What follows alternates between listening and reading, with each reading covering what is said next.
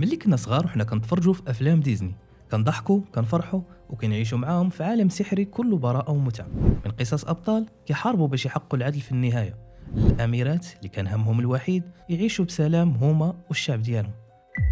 ولكن واش عمركم سولتوا ريوسكم على جل افلام ديزني القصص الحقيقيه تاعها كتكون مرعبه وصادمه؟ واش ديزني الهدف تاعها من اعاده انتاج هذه القصص هو تخفي قصص اخرى حقيقيه واللي كتبين حقيقه ما بغاوناش نعرفوها؟ واش فعلا هاد الرسوم المتحركه هي بريئه ولا فيها رسائل مشفره واجندات كتخدم جهات اخرى؟ فمرحبا بكم في قناتكم بيرون في حلقه جديده غادي نغوصوا فيها في اعماق عالم ديزني ونكتشفوا جميع الجانب الخفي اللي قليل عارفه على امبراطوريه ديزني.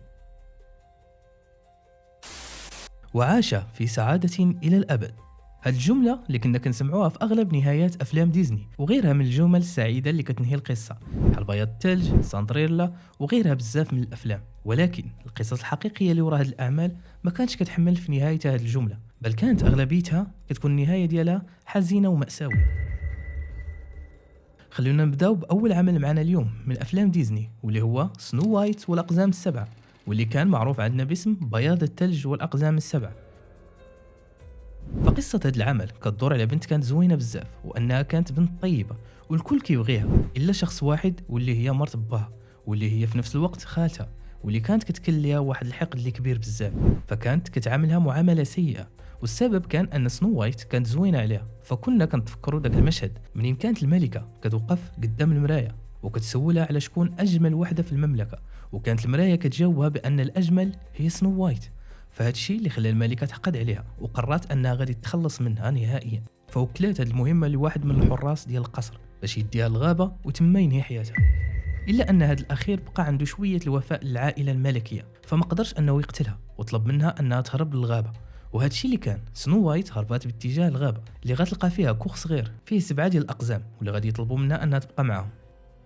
فالملكة من بعد هذا الشيء رجعت ووقفات قدام المراية تاعها باش تسولها نفس السؤال، واللي كانت كتسنى إجابة مختلفة على اللي قبل، خصوصا بعد ما تخلصت من بياض الثلج.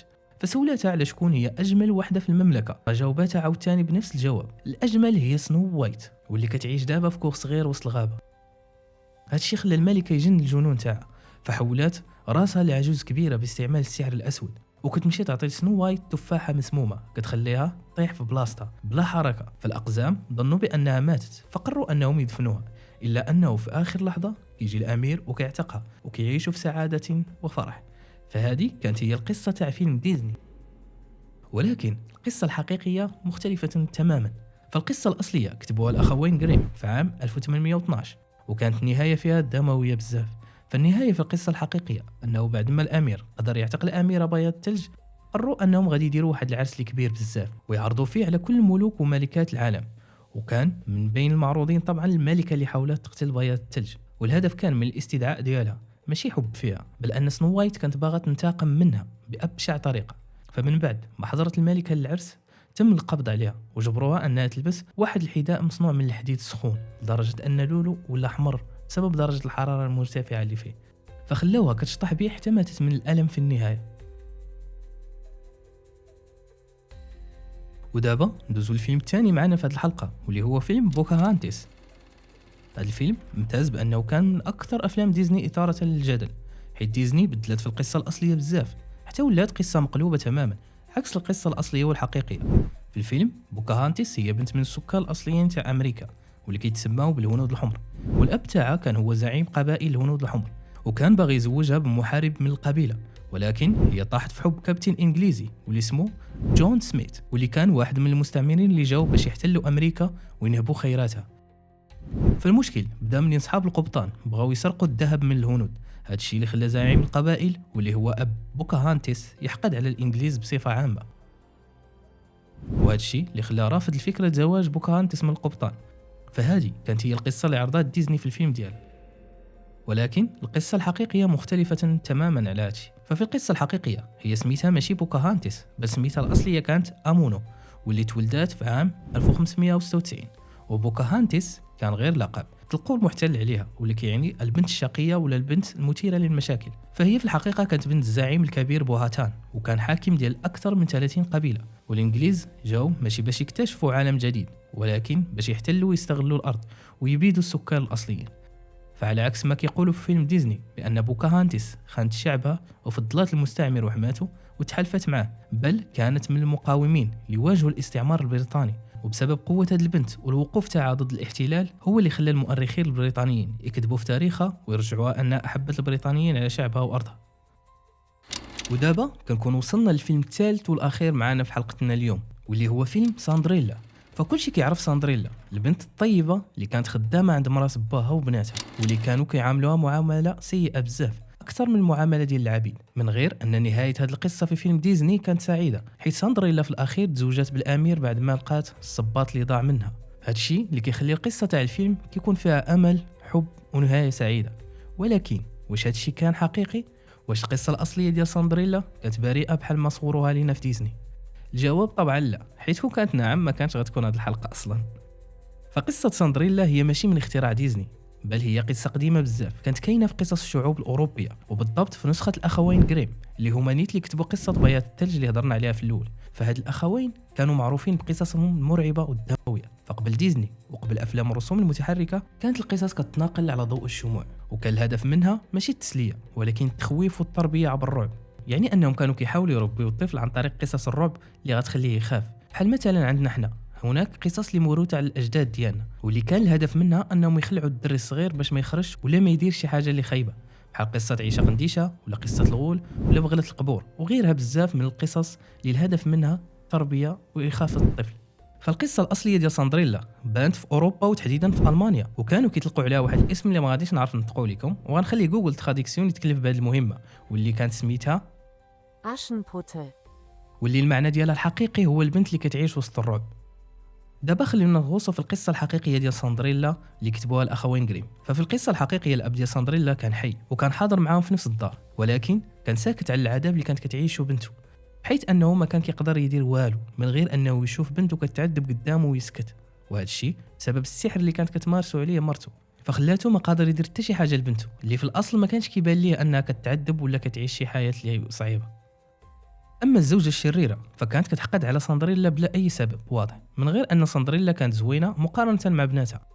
فكانت زوجة الاب باش تبسط السيطره تاعها على العائله كتستعمل السحر الاسود. فكانت ساندريلا كتنعس في بلاصه ما فيها حتى الفراش لا غطاء لا والو، كتعيش عيشه اقصى من العيشه ديال العبيد. فكانوا كيسبوها وكيعايروها وكيخلوها تاكل من الماكله اللي كتشيط عليهم. وماشي هادشي صافي، بل كانوا كيلبسوها حوايج قدام مقطعين صالحين لكل شيء الا انهم يتلبسوا. وحتى في العراسات والمناسبات فكانوا كيدوا معاهم ساندريلا، ماشي حبا فيها ولكن كانوا كيدوها مبهدله باش يبقاو يضحكوا عليها قدام الناس. ولكن وسط هذا الظلم كامل والحقره كانت ساندريلا كتمشي تحت شجره مزروعه فوق القبر ديال الام ديالها اللي ماتت، وكتطلب منها تحقق لها الامنيات ديالها. فكانت الطيور كتعاونها وكتحط لها حوايج زوينين اللي كيفرحوها. فعلى عكس الفيلم اللي كانت كتبان ان الجنيه اللطيفه هي اللي كتحقق ساندريلا امنياتها، فاللي كان كيلبي طلبات ساندريلا هما الارواح الميته اللي كتخرج من ديك الشجره. ففي ليله الحفله المشهوره اللي كانت في القصر، فماشي الجنيه هي اللي ساعدات ساندريلا ولبساتها حوايج زوينين ووصلتها لمكان الحفل، بل كانت روح الام ديالها اللي لبساتها فستان كيضوي وصباط من الذهب. فمشات ساندريلا للقصر وكل شيء تبهر بجمالها من الضيوف حتى للامير. ولكن المشهد المظلم غيبدا منين الامير غادي يقرر يلقاها من بعد ما هربات وخلت فرده من الصباط تاعها. هذا الاخير اللي في القصه الحقيقيه ما كانش مصنوع من الزاج ولكن كان مصنوع من الذهب. وفاش الامير مشى يقلب على شكون هي مولات الصباط اللي شاف في الحفل، وصل اخيرا للمنزل تاع ساندريلا. ولكن الزوجه وبناتها سدوا على ساندريلا في واحد البيت باش ما تقدرش تخرج، وقرروا انهم هما اللي غادي يقيسوا الصباط ويديروا كل شيء باش يجي قدهم. وهنا غندوزوا الجانب الدموي تاع القصه. فالبنت كبيره قطعت صبع من رجلها باش يدخل الصباط، والامير ما لاحظش الدم في البدايه حتى صيفطوا ليه الطيور نداء رد البال، الصباط مغمس في الدم. اما البنت الثانيه فقطعت الكعب ديالها وسال الدم فوق الارض، واللي حاولت تخبيه حتى هي ولكن كانت محاوله بائسه منها باش تعيش حياه ماشي ديالها. فمره اخرى الطيور فضحوها ونبهوا الامير لهذا الامر. هنا يخرج الامير من المنزل باش يمشي يقلب مره اخرى في بلايص اخرين على مولات الصباط. صراحه الصباط كتبان في شكل، خلينا نقولوا الحذاء، حتى الحذاء كتبان في شكل، المهم نخلوها الصباط. فمن بعد محاولات كثيره من الامير باش يلقى صاحبه الحذاء، الامير لقى اخيرا ساندريلا الحقيقيه وتزوج بها. ولكن القصه ما كتساليش هنا. فحفل الزفاف اللي داروا ما كانش كله فرحه. ففي نسخه الاخوين غريم الطيور اللي كانوا كيساعدوا ساندريلا هجموا على البنات الشريرات وفقصوا لهم عينيهم باش يعاقبوهم على الطمع والخداع. اما مرت باهم فمصيرها كان السقوط في العزله والوحده والتعاسه الابديه. وما كانش نهاية زوينة كما صوروها لنا في ديزني، بل كان درس مخيف لكل من كيحاول يغدر ويظلم ويكذب. فهذه القصة الحقيقية تاع ساندريلا اللي كتبوها الأخوين غريم، اللي كانوا كيآمنوا بأن العقاب خاصو يكون قد الدم.